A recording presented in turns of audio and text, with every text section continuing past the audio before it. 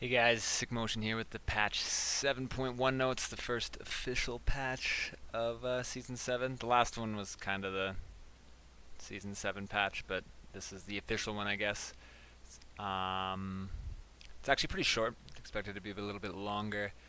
Anivia now has Glacial Storm visibly flashes when the storm's fully formed, and now always takes 1.5 seconds to expand rather than randomly between 1.5 and 1.75. I don't know why it would be random. I don't know why this is there or was there, but it's not there anymore. Camille got some changes here. She has less health per level, so 180 health less at level 18. Her passive shield, it used to scale up in the duration throughout the game. Now it's just 1.5 at all levels, same as level 1. She gets revealed to enemies, so you're not kind of like sneaking up on them as much. If you're hookshotting near a wall towards them, they'll see you kind of coming, so they can kind of react to it. And your ult knockaway speed, knockaway stun now only lasts until the target lands rather than a 1 second fixed duration. Honestly, half the time that I ult on Camille, people don't even get knocked away, so that change doesn't feel like much, honestly, to me. Draven has base damage on his spinning axe. The ratio was changed from total attack damage to bonus damage. So I'm not sure how the exact numbers look there, but it's supposed to be a buff, so I guess Draven got a bit of a buff. And the Blood Rush, now the mana cost goes down as he levels it, which is going to be nice for him as well. A lot easier to be sticky and chase people. Callista hasn't been seen in forever. Got a buff here. Basic attacks and Q pierce add spears to enemies at all times, not just when Rend is off cooldown. And the mana refund is back to 1 unit killed rather than 2, matching the cooldown refund requirement. And fixed a bug where sometimes Rend didn't reset, but basically this is back kind of to where it was, and this is a buff there. I saw actually a Callista or two since the patch dropped, so maybe she'll be played now. Karma, her shield, the base shield on her mantra to E is, or sorry, the bonus shield is a little bit less at later on, same early. And the damage ticks on her W tick instantly and then tick at 2 seconds rather than over the course of it. Kennen, kind of a weird change here. The ult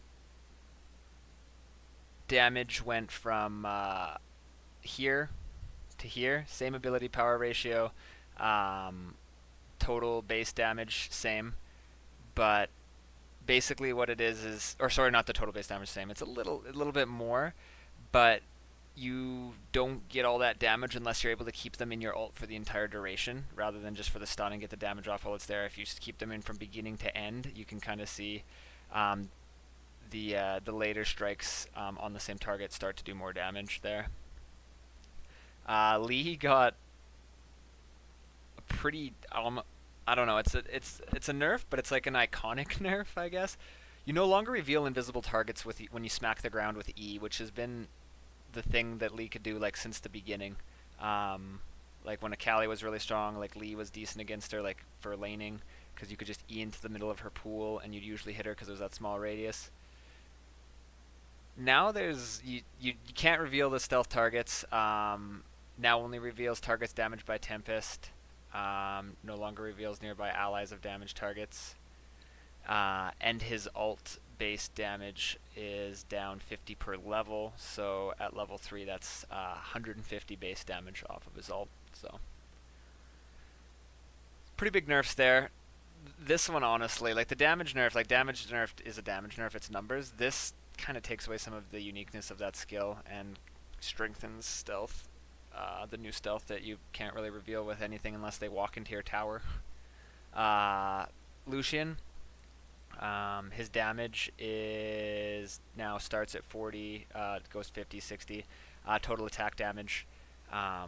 So basically he starts off with more total attack damage on his passive. So his passive is doing more damage early on, and then it starts to scale. Where you would normally be getting to 40%, you're going to be getting to 50% one level later. Where you'd be normally getting to that 60% max at just before max level, you're going to be getting it at 13, just like to like mid game-ish area. So he'll be stronger early in mid game. His late game is still a Lucian late game. He hasn't been doing that great lately, but if he has that stronger early in mid game, maybe it'll not need the late game as much, or it'll result in a stronger late game. Also, the base damage on his Q has gone up, not at level 1, but 5 per level, up into 20 higher base damage at level 5. So again, early and mid game buffs to Lucian. Poppy got some nerfs here. Shield duration on her passive is now 3 seconds rather than 5. I mean, you could get the shield and you wouldn't even have to like really think about it. You're just kind of, you had a shield half the lane phase.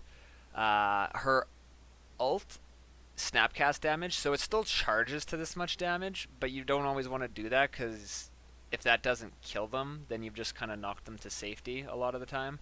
Snapcast is now half of that. I actually snapcast an ult today on a Kennen who had 64 something HP, and I hit him with my ult, and then he finished walking away with like 13 HP. I was baffled at how low the damage was. He had like a decent amount of armor, but I definitely felt the change on that. Rise, some super confusing stuff on his shield. They made it less confusing. Honestly, numbers from here, numbers from there. Basically, he has less of a shield throughout the game.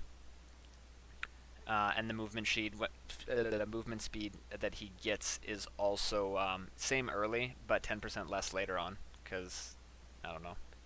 They need to stop reworking Rise or figure it out already. Shyvana no longer deals 20% bonus damage to monsters. She clears the camps fast enough as it is. She doesn't need the 20% bonus damage, honestly. I don't know if that's going to be affecting. Like, it'll honestly affect her clear, but by how much, it's kind of hard to say. Kind of a weird change on Syndra. Her W, now rather than grabbing up to 3 spheres, will now deal 20% bonus true damage once it's max leveled with her passive. And the base damage is down 10 per level, and the AP ratio is also down 0.1, but it does a 20% bonus true damage now, because everything needs true damage, of course. And her ult has gone up 20 seconds at level 1 and 10 seconds at level 2. It's the same at level 3. So push R to win is a little bit less strong until later on in the game, where it's just always up. There's no picture here. That's unfortunate. Mana regen growth stat has gone up 0.25, which is actually pretty big in comparison with where you would be getting mana growth stats. His passive slightly bumped up the brightness of the passive particles, but his Q now also heals him more. It heals him for 2 more on base, plus 3 with his level. So it's not gonna be like make or break, but over time, like if you're healing an extra like 6 or 7 health per usage of your Q, and you use it like 10 times in a minute, then it's kind of, you'll feel it at that point, but not just off of like 1. Some changes and stuff to element luck skin, blah blah. This is the big change for me. This patch, Zz'Rot portal. I've played with it quite a few times so far. Basically, the duration of the void gate is 30 seconds less. The cooldown is also 30 seconds less, because right as it dies naturally, it comes back off cooldown, kind of like it was before. The void spawn structure damage is now, instead of 5 per level max 90, it's 20 per level max 360. These things murder towers, and the big one just absolutely demolishes towers because it does that huge damage plus its bonus damage. Void spawn health decay has doubled, so it loses 20% of its current health every 0.25 seconds rather than 10. So they die a lot faster. Basically, it makes the range that the minions reach a lot shorter. If you place a portal underneath your tower, you could kind of do that if both outer towers were up before. You place a portal underneath your tower, it would push to their tower and hold the minions off your tower, so you could literally be taking their tower while the portal was safe underneath your tower. They don't make it to the other tower now. It's a lot more about putting it really close to the tower and then defending it, rather than kind of letting it play the lane for you and going to do other things. So it does new things really strong. I feel like the damage on it's way too high. Like, I was playing Scion, and I built a banner, and I built a Zz'Rot portal, and they left me alone with 1 minion wave with a tank in it, and I bannered the tank so that it wouldn't die to the tower, dropped a Zz'Rot portal right by the tower, and I took the tower in like 15 seconds from full health, and that was an inhib tower as Scion. I wasn't building damage. It it absolutely murders towers if you can get it into the right situation. Killing a void spawn no longer increases your creep score, so I wonder if it gives Nasus Q. Nasus could Q void minions before. I don't know if he can get stacks off of it now with that. But basically, it kind of just it made the scoreboard less relevant because it would look like someone had a lot of CS, but they really didn't because it was just CS that didn't give you actually any money. Couple other things to void spawns no longer scale or no longer gain 50 health per level. So there's a couple things to take away from this. They have a lot less range because they die faster. They just decay on their own faster. They have a lot less health as well. So it's a lot easier for your opponent, any champions in the lane, to kill them. They also die a lot faster to minion waves because their health is so low. They can still effectively hold stuff off a tower at a short range, but basically you need to clear a path for them to get to the tower because they have a really short lifespan and they take a lot of damage from just the minions. They eventually will push on their own, but for like the best results, like pushing the wave for them and letting them just splash into the tower was the best. They don't do extra damage as far as like I seen, and it doesn't say in here. They don't do any extra damage to minions that they attack. Like they're not mowing down minion waves. It's the structure damage that they increase. So they don't push themselves any faster, and they don't push as far. So it's all about getting it to the tower.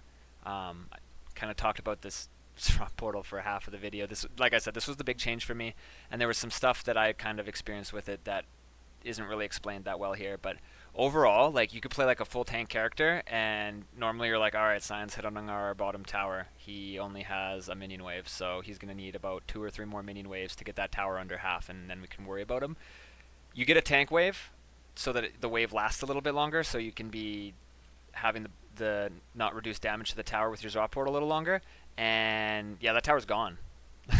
You push so fast with Zz'Rot portal now. I definitely recommend trying it if you wanted to. I mean, it has good stats on the item as well. It has a lot of good things. It's a little bit different than what it did before, but like just putting it on a tower and having it safe. Changes to the jungle. Kind of bug fix there.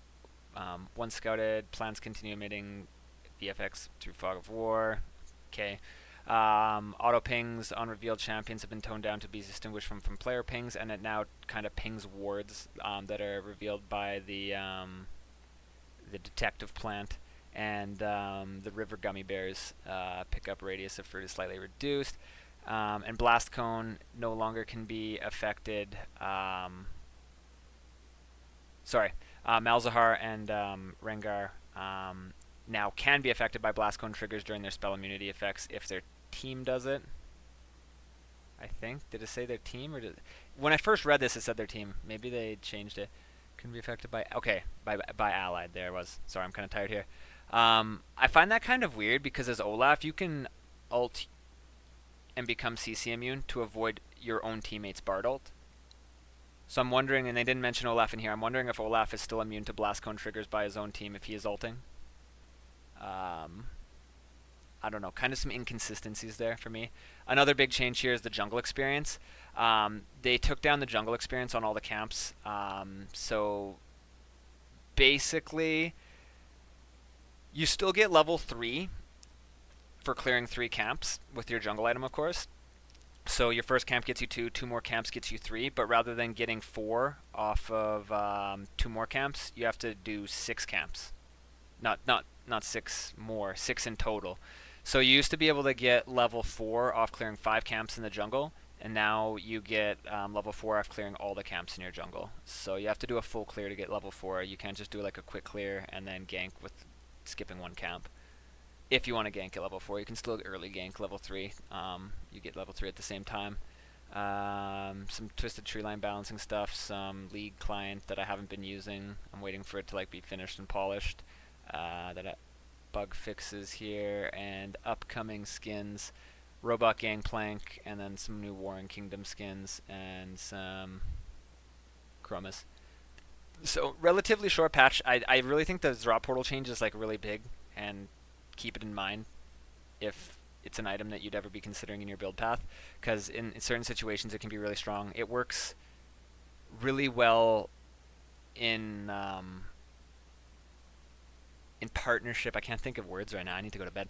It works really well with the Banner of Command as well, because the Banner of Command can keep your minion wave alive on the tower for longer, so that your Zz'Rot portal minions, like I said, they don't do too well. They don't do any extra damage to minion waves. They die faster, even if they're not taking damage. They don't walk for as far, so you want to clear a path for them so that they don't time out on their own, and you want to clear a path for them so that the enemy minion wave doesn't kill them because they have less health.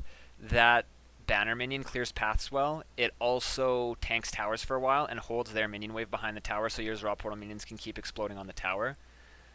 So it works really well together with that. Before, I remember, I didn't see the interaction yet, but before, if someone on the enemy team built a banner, or if I built a banner and someone on the enemy team built a Zz'Rot portal, that banner minion would just get mowed down by the Zz'Rot portal minions. It wouldn't even, like, it would be pointless, because the banner minion is immune to magic damage. The Zz'Rot portal minions do a bunch of physical and just mow down your minion, and you're like, oh, well, I should have just bought a Zz'Rot portal as well, because they run forever anyway, and they spawn unlimited while it's up, and my banner minion's dead. Now I have to wait for it to be off cooldown. It's kind of frustrating. I'm assuming the banner minion will take down Zz'Rot portal minions a lot easier now that they don't get increased health. But that'll be something I'll have to see and kind of play it by how it looks. Zz'Rot portal might still be just really strong against banner.